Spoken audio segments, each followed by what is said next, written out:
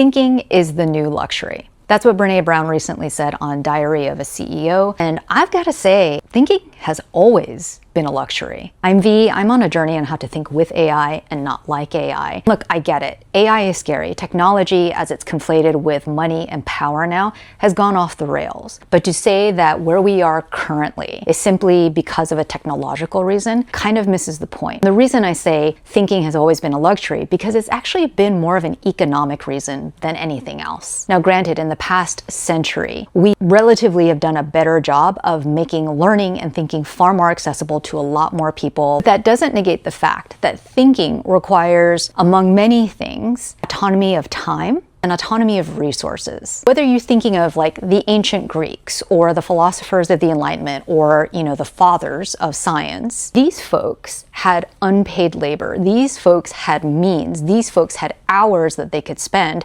in pursuit of that thinking. For a lot of us who come from, say, like working class backgrounds, kind of live the opposite of experience of that, where we saw our family members spend their physical and their mental energies providing for themselves, their families, and their communities. And look, I'm not saying they're like mutually exclusive, but you have to admit it's a bigger obstacle to climb when you are tired or you don't have the money to pay for school or for books. And then on top of that, yes, in late stage capitalism, things are vying for our attention. They are trying to distract us, whether to give up our dollars or our attention and our influence. What's really ironic to me is that one of the things that truly democratizes access to knowledge to help us with our thinking is exactly the thing that's being demonized by a lot of people. Because artificial intelligence, when used well, can be a great mentor, a great tutor. It can also be an amplifier and a way for a person to scale up or upskill. Look, there's a lot to be upset about. There's a lot to worry about. This idea that we are losing thinking, I don't think we've ever truly had or truly owned. And to totally disregard a technology that could potentially help a lot more people develop that sense of thinking, we're kind of missing the point. Let's have an awareness. Yes, absolutely, there's been a thinking crisis. There's always been a thinking crisis. And that maybe for the first time in our history, there is a tool, there is something that we can use